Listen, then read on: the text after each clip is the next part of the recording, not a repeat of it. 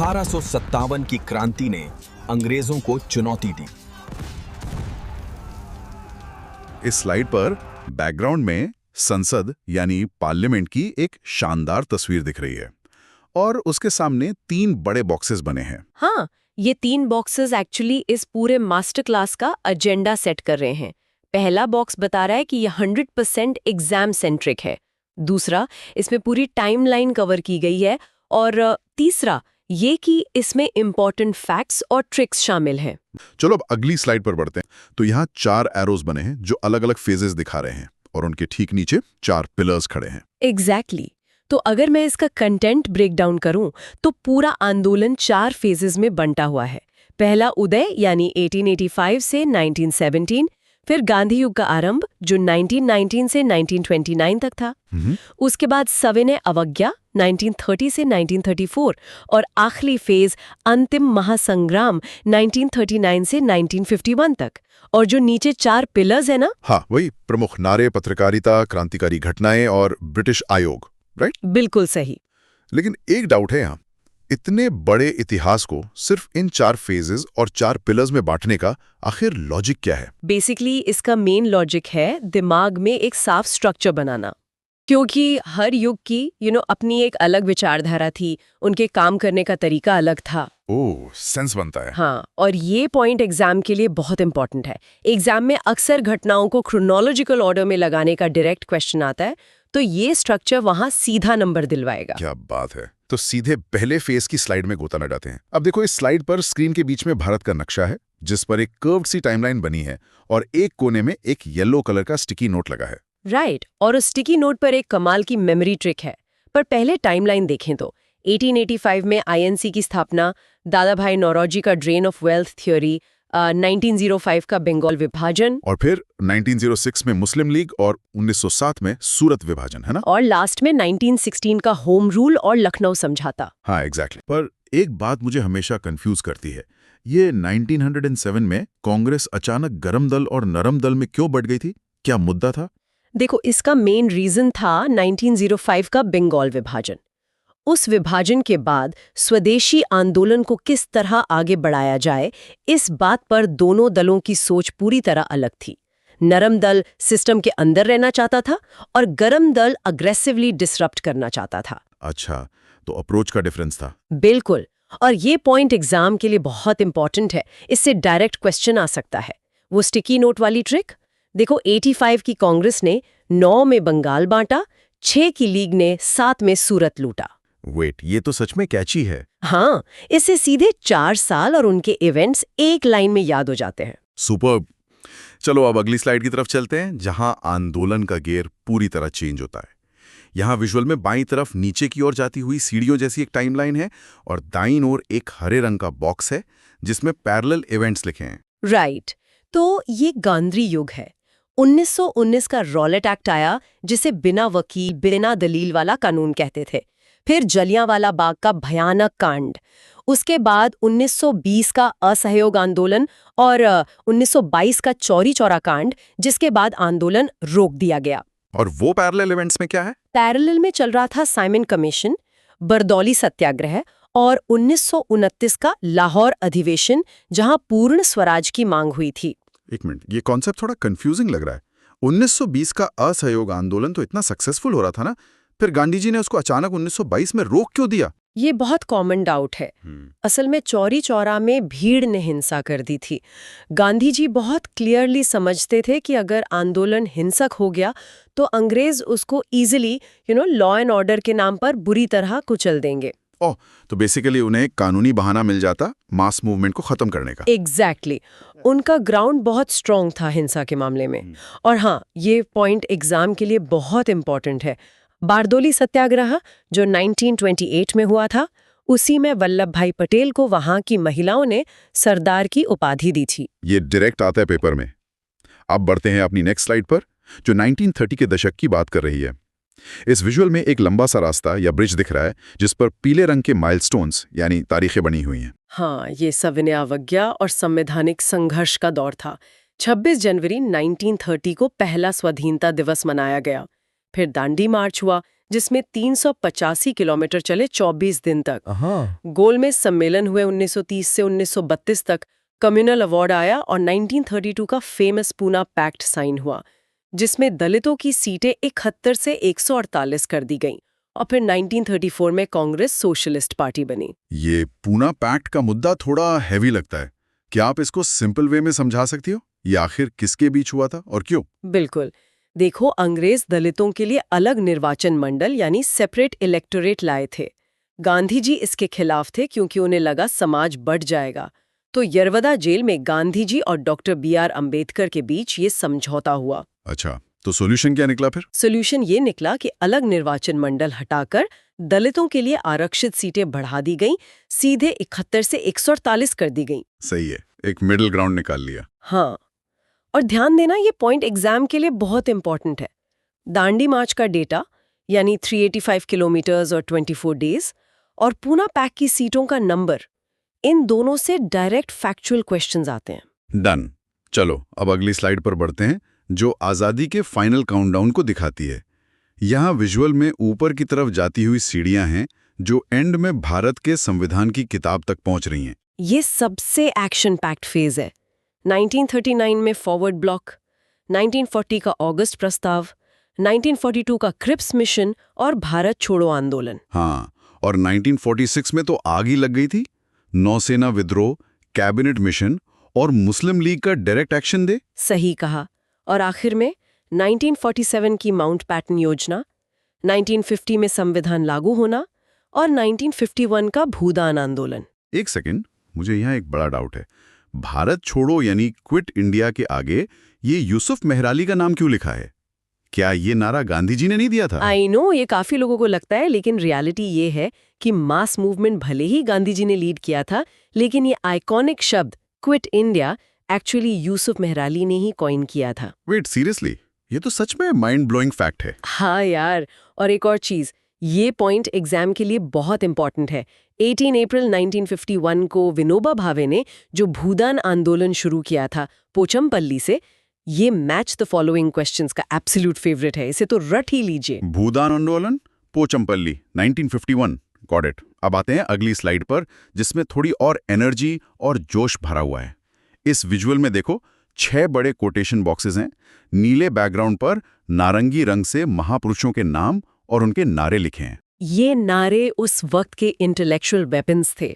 भगत सिंह का इंकलाब जिंदाबाद, सुभाष चंद्र बोस का दिल्ली चलो और तुम मुझे खून दो, महात्मा गांधी का करो या मरो, और बाल गंगाधर तिलक जी का स्वराज हमारा जन्मसिद्ध अधिकार है। सरदार पटेल ने कहा कर मत दो, और दयानंद सरस्वती तथा बंकिम चंद्र चटर्जी के नारे भी यहाँ हैं। बिल्कुल। लेकिन एक बेसिक सवाल आता है दिमाग में, क्या ये नारे सिर्फ लोगों को थोड़ा मोटिवेट करने के लिए थे या इनका कोई ठोस पॉलिटिकल इम्पैक्ट भी होता था? ग्राउंड पर हाँ, ये सिर्फ शब्द नहीं थे। देखो, ये मास मोबिलाइजेशन के सबसे खतरनाक अस्त्र थे। उस वक्त इंटरनेट तो था नहीं, एक छोटा सा पावरफुल नारा एक झटके में पूरे देश के लोगों को एक सिंगल विचार से जोड़ देता था। जैसे आज के वायरल ट्वीट्स होते हैं, वैसा ही कुछ। एग्जैक्टली। और ये पॉइंट एग्जाम के लिए बहुत इंपॉर्टेंट है। इससे डायरेक्ट क्वेश्चन आ सकता है कि सरदार पटेल का नारा कर मत दो किस आंदोलन से जुड़ा है? तो याद रखना, ये बारदोली सत्याग्रह से जुड़ा है। बहुत बढ़िया। चलो अब अगली स्लाइड की तरफ मुड़ते हैं, जो बता रही है कि कलम तलवार से कैसे भारी पड़ी। यहाँ विजुअल एक बहुत ही स्ट्रक्चर्ड टेबल का है, जिसमें साल, न्यूज़पेपर का नाम, फाउंडर और एग्जाम के लिए की फैक्ट्स दिए हैं। पत्रकारिता का बहुत बड़ा रोल था। बंगाल गजेट, जो जेम्स ऑगस्टस हिक्की ने निकाला, पहला अखबार था। उदंत मार्तंड पहला हिंदी अखबार था, और अमृता बाजार पत्रिका, जिसने रातों रात अपनी भाषा बदली थी। और यहाँ किताबें भी हैं, बंदी जीवन, नेहरू जी की डिस्कवरी ऑफ इंडिया और अंबेडकर जी का मूक नायक। लेकिन मेरा ध्यान इस अमृता बाजार पत्रिका पर अटक गया है।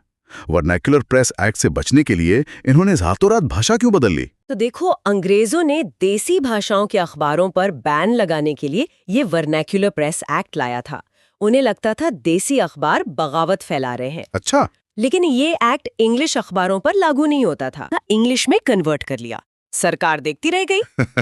सिस्टम को उसके ही कानून से हरा दिया। बिल्कुल। और ये पॉइंट एग्जाम के लिए बहुत इंपॉर्टेंट है। सचिंद्रनाथ सान्याल की किताब बंदी जीवन को क्रांतिकारियों की बाइबल कहा जाता है। ये क्वेश्चन कई बार डायरेक्टली आ चुका है। नोट कर लिया? चलो अब अगली स्लाइड पर बढ़ते हैं, जो भारत के वीर सपूतों की बात करती है। इस स्लाइड के विजुअल में स्क्रीन के बीचों बीच एक टारगेट या बुलसाई का निशान है और उसके चारों तरफ 8 अलग-अलग बॉक्सेस में क्रांतिकारी घटनाओं की लिस्ट है। ये आर्म रेजिस्टेंस का फेज था। 1898 में चापेकर बंधु, 1908 में मुजफ्फरपुर कांड जिसमें खुदीराम बोस थे, 1925 का काकोरी ट्रेन एक्शन, फिर 1929 में असेंबली में बॉम्ब फेंकना, 1930 का चिटगांव आमरी रेड, 1931 में आजाद और भगत सिंह का बलिदान और 1940 में उधम सिंह जी। एग्जैक्टली। पर एक कॉन्सेप्ट थोड़ा कंफ्यूजिंग लग रहा है। 1929 में भगत सिंह और बटुकेश्वर दत्त ने सेंट्रल असेंबली में बॉम्ब आखिर क्यों फेंका था, जब उनका मकसद किसी को मारना था ही नहीं? उनका स्टेटमेंट बहुत क्लियर था। बहरे कानों को सुनाने के लिए धमाके की जरूरत होती है। वो किसी की जान नहीं लेना चाहते थे। वो बस बहरी हो चुकी ब्रिटिश सरकार के कानों तक अपनी आवाज पहुंचाना और उस पब्लिक सेफ्टी बिल का विरोध करना चाहते थे। ओह, तो वो एक तरह का लाउड प्रोटेस्ट था जिसमें वायलेंस इंटेंट नहीं था। सही समझे।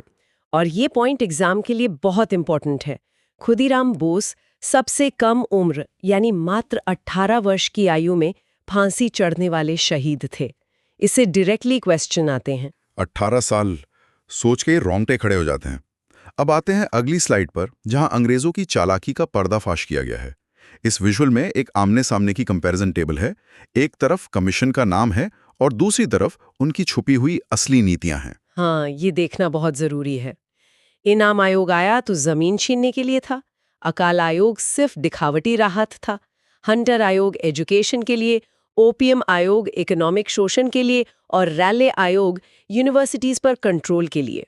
फिर ली आयोग यूपीएससी के लिए और कैबिनेट मिशन। पर मेरा एक डाउट है, ये जो अकाल आयोग यानी फेमीन कमीशंस थे, क्या ब्रिटिश सरकार सच में इतने भयंकर अकाल पड़ने पर लोगों की हेल्प करना चाहती थी? बिल्कुल नहीं। ये ज्यादातर सिर्फ एक आई वॉश था, एक पब्लिक रिलेशन स्टंट। वो दुनिया को ये दिखाना चाहते थे कि वो कितना वेलफेयर का काम कर रहे हैं, जबकि उनका असल फोकस उस वक्त भी भारत का खजाना लूटना ही था। अनाज एक्सपोर्ट हो रहा था जब लोग भूखे मर रहे थे। वाओ, कितना ब्रूटल था सब। हाँ, और ध्यान दें, ये पॉइंट एग्जाम के लिए बहुत इंपॉर्टेंट है। 1924 के ली कमीशन पर जरूर ध्यान देना। इसी की सिफारिश पर लोक सेवा आयोग यानी कि आज के यूपीएससी का गठन हुआ था। ये तो काफी लोगों का फेवरेट क्वेश्चन होगा। चलो अब कांग्रेस अधिवेशन वाली पहली स्लाइड पर चलते हैं। यहाँ विजुअल में इंडिया के मैप पर 4 येलो कलर के पिन्स लगे हैं, जिन पर बी, के, एम और आई लिखा है।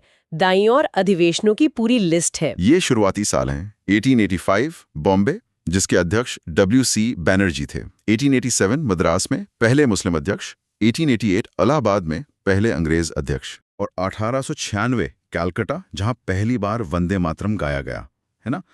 फिर 1905, 1907 का सूरत और 1917 जहां एनी बेसेंट पहली महिला अध्यक्ष बनी। पर इतने सारे सेशंस और सिटीज, इन्हें सीक्वेंस में याद रखना तो बहुत मुश्किल लग रहा है। कोई आसान तरीका है? बिल्कुल है। वो जो मैप पर BKMI लिखा है ना, वही मेमोरी ट्रिक है। B से बॉम्बे, K से कलकत्ता, M से मद्रास और I से इलाहाबाद। ये पहले 4 सेशंस के शहर हैं और इन्हें BKMI से उंगलियों पर याद रखा जा सकता है। अरे वाह, ये तो बहुत आसान हो गया। हाँ, और ये पॉइंट एग्जाम के लिए बहुत इंपॉर्टेंट है। इससे डायरेक्ट क्वेश्चन आ सकता है कि पहली बार वंदे मातरम कब गाया गया था। तो वो 1896 का कलकत्ता अधिवेशन था। कलकत्ता 1896, याद रहेगा। अब चलते हैं अगली स्लाइड पर, जो इन कांग्रेस सेशंस के बाद वाले फेजेस को दिखा रही है। इस विजुअल में एक टाइमलाइन ट्री जैसा स्ट्रक्चर बना हुआ है, 1924 से 1947 तक। राइट। तो 1924 बेलगांव में गांधी जी अध्यक्ष थे। 1925 कानपुर में सरोजनी नायडू। राइट। 1929 लाहौर में पूर्ण स्वराज की मांग हुई और 1931 कराची में मौलिक अधिकार आए। 1937 फेसपुर पहला गांव का सेशन था। 1938 हरिपुरा में सुभाष चंद्र बोस और लास्ट में 1947 का दिल्ली अधिवेशन। एग्जैक्टली। पर वेट, मुझे एक चीज पर हैरानी हो रही है। गांधी जी इतने बड़े नेता थे, पूरे देश उनके पीछे चलता था, क्या वो कांग्रेस के अध्यक्ष सच में सिर्फ एक ही बार बने? हाँ, ये सच है। पूरे हिस्ट्री में सिर्फ 1924 के बेलगांव अधिवेशन में उन्होंने अध्यक्षता की थी।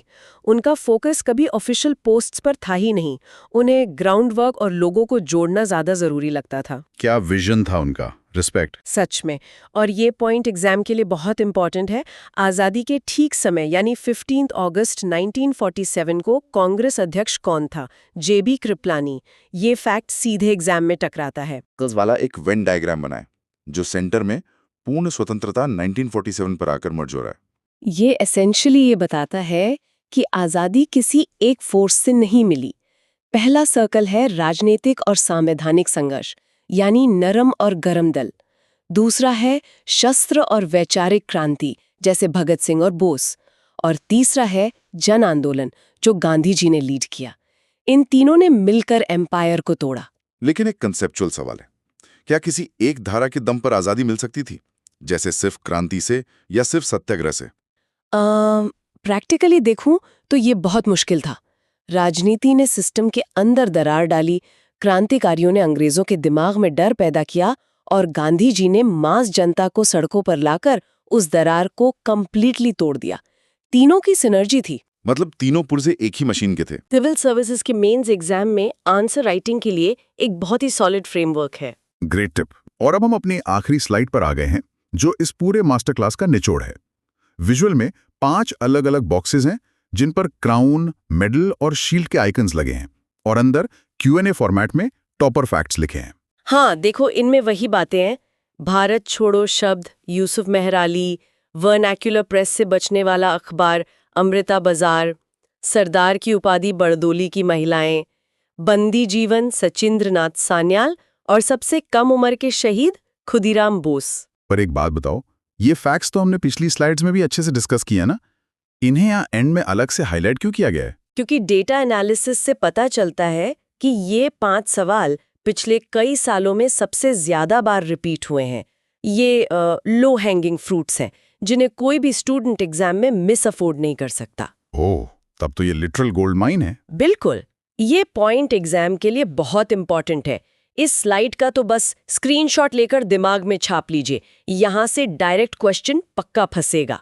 तो इस पूरी डीप डाइव को अगर हम समेटें तो समझ आता है कि 1847 से 1947 का सफर सिर्फ रटने वाली तारीखों का नहीं था। ये अलग अलग विचारों के आपस में जुड़ने और एक बड़ी ताकत बनने का सफर था। वही बात है, जब हम जानकारी को इस तरह डॉट्स कनेक्ट करके समझते हैं, उसके कॉन्टेक्स्ट को देखते हैं, तो वो बस एग्जाम के लिए नहीं बल्कि हमेशा के लिए दिमाग में फिट हो जाती है। अल्टरनेट हिस्ट्री का थॉट छोड़ना चाहता हूँ। जरा सोचिए, अगर 1907 में सूरत विभाजन ही नहीं हुआ होता और कांग्रेस कंप्लीटली एकजुट रहती, या अगर कैबिनेट मिशन पूरी तरह सक्सेसफुल हो जाता और पार्टीशन की नौबत ही नहीं आती, तो क्या आज का भारत वैसा ही होता जैसा आज है? ये अल्टरनेट हिस्ट्री का टॉपिक बहुत इंटरेस्टिंग है।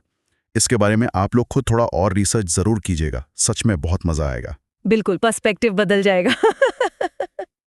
तो चलिए आज की डीप डाइव यहीं खत्म करते हैं। Keep connecting the dots.